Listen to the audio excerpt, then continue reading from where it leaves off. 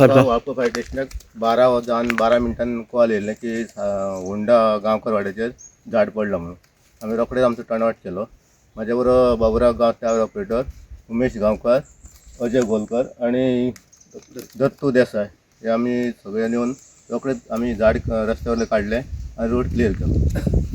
ह्या कितें नुकसान बी जाल्लें आहा झाड पडलें? तेंचे आतां इलेक्ट्रीक येवन गेले, तेंचे बंद केला, तेंचे वायरी थोड्यान एक खांबो मोडला.